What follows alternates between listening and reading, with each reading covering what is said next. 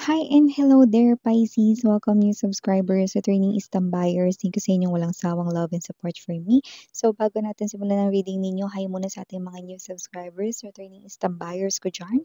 Thank you sa inyong walang sawang love and support for me, Pisces. At kung hindi mo pa knows, meron pa tayo other channel. Link is down below sa ating description box. If interested, just click that link para kayo mapunta there. At araw-araw ay nag-upload po tayo ng collective readings for all signs doon. At yun nga lahat ng gender, ba lalaki, LGBT, lahat ay welcome. Puwede rin pong i-switch ang mga roles dahil possible talaga magkapalit-palit kasi general reading ito. And at the end of the day, lahat ay may free will na pwede niyong gamitin anytime, anywhere. At yun nga no mga babes 'no, ang ating concept ngayon 'no is that no contact 'no. Pero tingnan natin 'no kung ito ba ay new or past 'no. 'Pag ito ay new, ibig sabihin paparating pa lang ito, okey? Nako-connect sa inyong energies 'no. Let's see kung iyon yun. Pero kung ito naman ay past 'no, possible na ito yung nilalaman ng kanyang thoughts, possible actions 'no, or plano, mga ganyan, okay? So, let us see. Cross-watchers ni Pisces, welcome ka rin. May Piscean placements and natal/birth chart, welcome din. Kayo, just take only what resonates, guys. Okay. Archangel Michael, thank you so much. Angel guides, can we get messages about this person here connecting with Pisces, please? What this Pisces needs to know about this person? Who is this person? Is it a new or a past person right here for Pisces? Connecting more strongly talaga sa kanyang energy. Archangel Michael, thank you so much. Angel guides, para sa palagiang presence sa reading ni Pisces.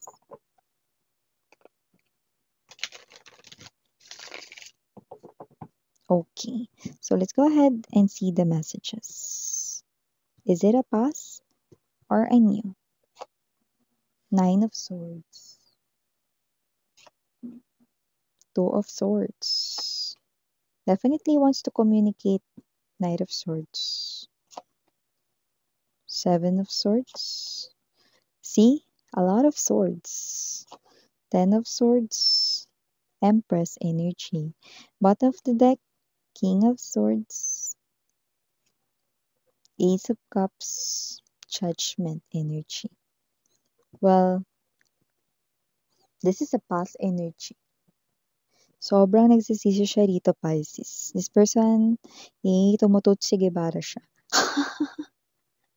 Di makatulog sa gabi sa kaiisip sa'yo. Kaya naman nakikita natin dito, Pisces, kung sino man tong energy na ito, na definitely this person right here is someone who's very close off at first, in denial pa, parang pinaglalabanan niya pa ito, hindi ko namimiss si Pisces, no? Pero ngayon mukhang hindi niya na kaya yan, no? Gusto niya nang bumitaw. Yeah. Kasi nga hindi niya na kaya with the Seven of Swords energy kay hirap dayain dito 'no, ng kanyang damdamin at isip 'no. Kasi nga mga babes 'no, ito ay lumalala na 'no. Kaya naman ang hirap na talaga itong dayain 'no. So nakikita ko dito, look at 'no, how sad yung moon. Pakita ko lang, yan, kita mo yan? 'Di ba super lungkot nung moon diyan. So definitely this is the person right in here 'no, na nangungulila rito sa inyo guys 'no. But there's a betrayal, okay? And it looks like this is you, you're the Empress energy right in here at siya ay haharap sa'yo bilang Knight of Swords 'no. So nakita natin dito that you are not gonna give this person here another chance if this is your reading, if this is your energy, because you are already seeing how great yung mga opportunities no in front of you. No, there's a lot, there's abundance, there's these flowers, no opportunities opening up here for you guys in terms of finances, in terms of love life right in here, everything, no, is definitely uh perfect no sa energy ninyo ngayon. So, I do feel like, no, na aside from that, there's also the energy here of new love na paparating rin sa inyo. That's why you're not gonna pay attention with this past lover right in here. Na. But then again, this past lover right in here no, is someone na gusto rito makipag-usap sa'yo. No? With the lots of swords talaga rito. No? Makita mo naman yan, no? Sword, sword, sword, sword, sword. No? Tapos may sword pa dito. So, nakita natin dito with the King of Swords energy, no, this person right opportunity here in here, making a decision to talk to you, no? And this person right in here, no, hindi siya haharap sa inyo nang hindi siya prepare. Okay? So, kung sino man 'tong energy na 'to, no, yeah, mga babes, no, wala ditong intermission number na sasayaw siya, may pa-program, walang gano'n. Pero ang ibig sabihin nito, itong tao na 'to, no, kung ano yung mga sasabihin niya sa inyo, pinag-isipan niyang mabuti, 'no? At alam niya na ito yung mga bagay na posibleng hindi mo daw kayang tanggihan. So, kung sino man 'tong energy na 'to, 'no, Pisces, 'no, 'yan, 'no, kung papansin mo, 'no, may throat chakra starts to react, 'no, kasi nga parang, ano ba 'yan, ba't sinasabi ng tarot reader 'to dito sa aking, Pisces, secret pa nga lang ito, hindi pa ito kailangang mai-reveal pero inunahan na ako nung tarot reader 'yan, 'no. Eh, bakit ba kasalanan mo 'yung kumunot ka rito sa mga baraha ko? 'Di ba? So, kung sino man 'tong energy na 'to, 'no, yung mga ilalatag niya rito sa inyo no, is yung mga bagay na hindi mo raw matatanggihan. Siya na mismo yung maglalatag dito ng mga kondisyones, 'no. Okey, kung may mga kulang pa daw diyan, 'no, okey, willing siya rito na idagdag 'yan diyan. Basta lang talaga mga babes, 'no, pakinggan at ang pinaka-goal niya rito, 'no, magkaayos kayong muli, 'no. Pero yeah, okey yung magkaayos muli, 'no, ang gusto niya talaga ayusin do'n ay ang inyo ritong relasyon 'no, para bumalik kayo sa dati. Pero kasi tignan mo, hindi nagpapantay yung energy ninyo 'no, ang karapat-dapat lamang sa Empress ay ang isang Emperor, okey? Pero wala pa siya sa kalingkingan na 'yun because this person is appearing as the Knight of Swords 'no, and even a king is not definitely perfect fit para sa'yo because you are the Empress 'no, dapat talaga sa'yo ay Emperor. 'Yan. So, wala tayong gender dito pero kung sino man ito Pisces 'no, lumalabas rito that this person betrayed you. And it looks like dalawa pa yun. Possible na, may financial na, meron pa ritong third parting tao, okay.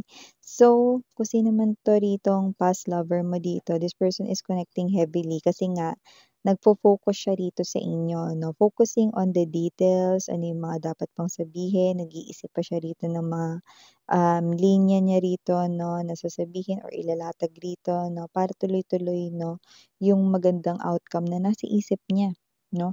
Nilo-look forward niya para dito sa inyong pag-uusap, 'no? But you are the Empress, okay. I do see that this is you, you're just looking right here in front of you. You're not turning your head back, 'no? And also, you're not giving any chances, 'no, as long as past is related. So, I do see that with the Ace of Cups energy, okay, ang nakikita mo lang ay ang mga bagong oportunidad sa harap mo, bagong tao, new person, bagong opportunities right in here, no? And yun yung decision mo rito na ginagawa for yourself, King of Swords energy, no? And the Judgment card right in here is an energy na I'm seeing that this person could be seeing a lot of number 10s. Could be 10-10 sa clock or 10-10 no, sa mga plate numbers ng sasakyan no, or even sa kahit saan, no? So, this person could be seeing a lot of 10-10s, no? Because 10-10 means endings, no? Double endings ito, no? So, maaaring, okay, dati, no, is nag-end na ang relationship ninyo, tapos ngayon, sa muli niyang paglapit, no, is mag-e-end din, no, ng tuluyan na, like closure na ang inyo ritong connection. Definitely, yung mga nakuha kong energy ng mga Piscean people natin dyan, no, watching is, kayo ito, no, na yung energy ninyo, I'm not going back sa past anymore. Ngayon kung makikipag-usap siya, makikinig na lang siguro ako, miss 'yan 'no, at yun na lang talaga yung kaya kong gawin para sa kanya 'no. Yeah, nakita ko rito na yung iba maaaring hindi talaga kayo rito magsalita, yung iba maaaring mag-react kayo, yung iba maaaring konti lang talaga yung sabihin ninyo kasi parang may energy kayo rito na, ah, finish na, yung business niyo with this person. Pero sa kanya, unfinished business pa ito. Okay, so I do see that this person right here 'no, kahit na mag-double endings pa ito 'no, I think this person here will try. For some reason 'no, maaaring, after 3 months or 6 months apart 'no, ita-try niya ulit rito to win your heart back 'no, but I think your decision is very firm, eh. Kung may new love na, yun na talaga yung pipiliin mo 'no, kahit wala pang new love, you're looking for someone 'no, na bago at hindi na yung luma 'no, mga gano'n. And also nakikita ko din dito na mas magfo-focus ka dito sa growth ng pinansiyal mo. Actually, nakikita kita ditong busy 'no, na palaguin yung pera mo 'no. So, I do feel like that this is you 'no, ang goal mo dito is to save more kesa makipag-usap sa ex mo. Yun nakikita natin dito. So for a lot of may Piscean people out in there 'no, nakikita natin dito that with the Seven of Swords energy, okay, isang clue na nakukuha ko dito, possible someone around you 'no, is may energy ng inutangan lang kayo, kailan lang. Or may energy na lalapit pa lang para mangutang, 'yan 'no. Maaaring unique clue na specific para sa talagang nakaka-resonate ng bonggacious sa reading na ito 'no. Pero maaaring ito rin ay, pickpocket 'no, kaya ingat 'no, kasi baka yung iba nawalan kayo ng pera, nahulog yung pera niyo sa bulsa niyo or nawalan kayo ng wallet, 'yan 'no.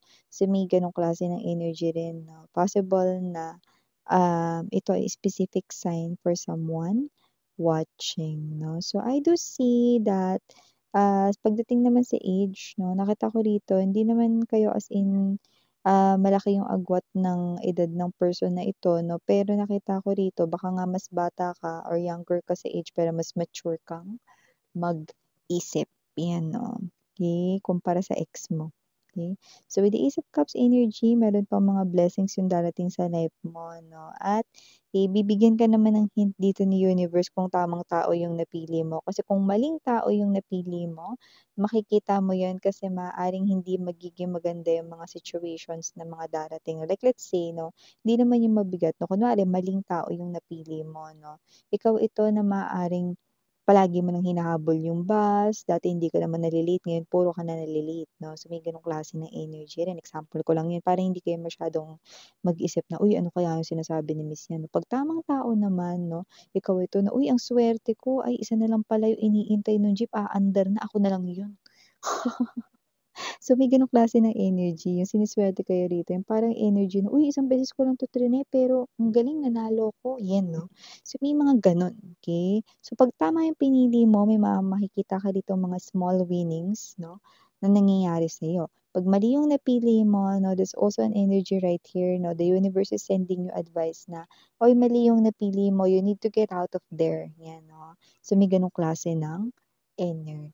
Jeez. So yeah, these are all the messages you've got right here for you, Pisces, no, na kumukunik sa inyo ang inyong past lover, no, and this person will definitely try after 3 to 6 months, no, after mo siyang i-reject dito. So yeah, again, I'm Yuriana on me for the girls in Yana, do na for the boys, sarang hail, love, and light, and